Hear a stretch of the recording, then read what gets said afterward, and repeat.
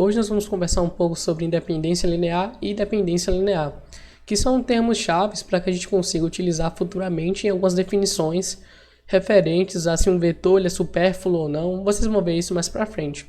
Mas hoje nós estamos focados, nosso objetivo é definir o que é dependência linear e o que é independência linear. Então vamos conversar falando sobre independência linear, que eu acho que é bem importante que a gente comece pela independência para depois falar da dependência, porque entendendo a independência linear você entende a dependência, certo? Então a gente vai pensar agora num espaço vetorial, certo? Como a gente sempre pensa, num espaço vetorial, tá? Então a gente vai pensar num V, que é o meu espaço vetorial, que a gente já definiu todas as vezes aqui na nossa aula. E agora eu vou pegar os vetores desse espaço, né? Então seja V1, V2, ou seja, são os elementos que compõem esse espaço, Vn, tudo isso aqui pertence ao nosso espaço vetorial V. E aí a gente vai ter que lembrar de combinação linear da aula passada, né? Nós falamos que isso aqui é independente linearmente, ou seja, isso aqui é Li, se a gente tiver uma combinação linear basicamente dando zero. Como assim, Thiago? Se eu tiver A1, V1 mais A2, V2, mais 2, 3 as reticências, né, até chegar no AN, VN, isso aqui foi igual a zero. Isso implica, pessoal, que todos os nossos números reais, ou seja, todos os nossos A's, ou seja, todos os nossos AI's, eles são igual a zero. Ou seja, que é igual a 1, que é igual a 2, que é igual a N, tá? Então, se todos os nossos A's, ou seja, se só existir uma solução para essa equação aí linear, ou seja, se todos os nossos A's forem zero, todos os nossos números forem iguais a zero, significa que os nossos vetores são LI, que são lineares independentes, certo? Se a gente tiver, se por exemplo possuir algum AI, se tiver algum AI diferente de zero que seja a solução para essa equação, nós falamos que nossos vetores eles são LD, ou seja, lineares dependentes. A gente vai fazer um exemplo bem bacana, tá?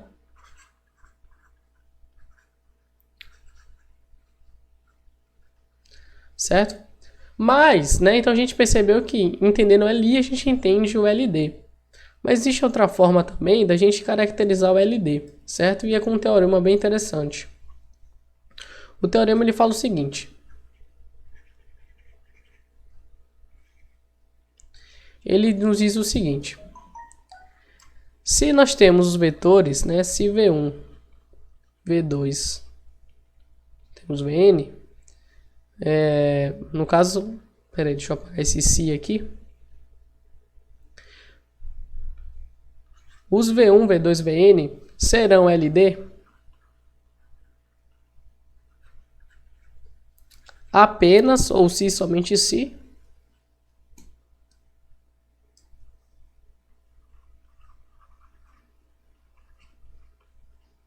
algum vetor desses daí, V1, V2 ou mais de um, qualquer um que seja, se algum VI for combinação linear dos outros vetores. Ou seja, se eu tiver algum VI dentro desse conjunto de V1 até Vn, se eu tiver um VI que seja igual a A1V1 mais A2V2 e assim sucessivamente até o nosso ANVN, significa que esses vetores que pertencem ao espaço vetorial, eles vão ser LD. Certo? É outra forma da gente também saber se aqueles vetores de V1 até Vn, ou seja, os elementos que compõem o espaço vetorial, eles são linearmente dependentes, né? Ou seja, vai ter que ter algum vetor ou mais de um que seja uma combinação linear dos outros. Nesse caso aqui, que todos os A's eles vão ser igual a zero, não vai ter nenhum vetor que vai ser combinação linear dos outros. Ou seja, se eu tiver dois vetores que sejam lineares independentes, se eu tiver um espaço vetorial com dois vetores apenas, nenhum dos dois vai ser combinação linear dos outros, certo? Então, se eu tiver, por exemplo, 3 vetores e um V3, ele for combinação linear de V1 e V2, significa que já não é mais LI, e sim LD. Um exemplo para a gente fixar o assunto, uma aplicação, melhor dizendo, deixa eu pegar aqui um espaço mais clean, certo? Então, a gente vai trazer um exemplo para vocês aqui, e ele fala o seguinte. Seja um espaço vetorial V, definido como V1 e V2, tá? Tá ok, esses vetores, eles pertencem ao R2, tá? Ou seja, esse espaço vetorial ele é bem pequeno, ele só tem 2 vetores. E aí vamos definir quem é V1 e V2. V1 é 1 e 0, e V2 é 0 e 1, certo? E aí a gente vai ter que verificar se existem os nossos coeficientes, que a gente faça uma solução para que a gente faça um sistema, uma equação que dê igual a 0. Como assim? A gente vai ter o seguinte. Lembra que eu fazia A1 e A2? Eu vou trocar por x e y, certo? Se eu fizer x, 1, 0, mais y, 0, 1, isso aqui tem que ser igual a 0, né? Mas esse 0 não é um número zero, isso é um vetor nulo. Então, como o vetor nulo do R2 é um vetor de coordenadas 0 e 0, a gente vai utilizar assim. E aí basta a gente ver se o nosso x vai ser igual a 0 e se o nosso y também vai ser igual a 0. Se isso aqui acontecer, ele vai ser LI. Se isso aqui não acontecer, ele vai ser LD. Bem simples, né? E claro também que, se ele for LD, um desses vetores aqui vai ter que ser combinação linear do outro. Ou seja, esse vetor aqui ele vai ter que ser um múltiplo desse vetor. Ou esse tem que ser um múltiplo do outro. Deu para entender, né? Isso aqui a gente vai multiplicar cada coordenada, vai ficar x. X vezes 1 é x. X vezes 0 é 0. Mais y vezes 0 é 0. Y vezes 1 é y. Isso aqui é igual ao nosso vetor 0, 0. A gente vai somar coordenada a coordenada, né? Vai ficar x mais 0, que é x, né?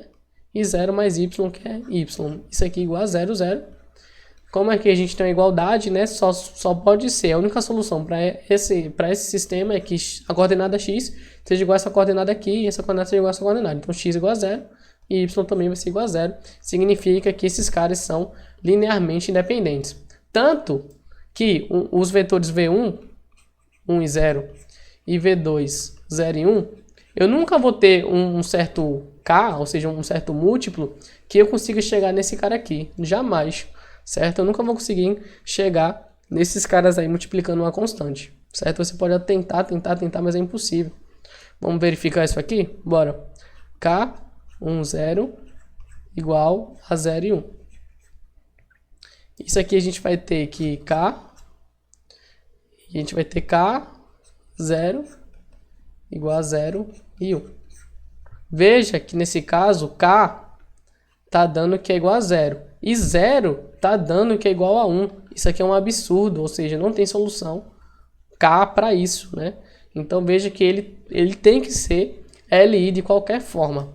Então vou ficando por aqui, foi uma aula muito bacana que a gente conseguiu aprender bastante. Vejo vocês na nossa próxima aula com bases, certo? Um abraço para todo mundo e qualquer dúvida mande nos comentários.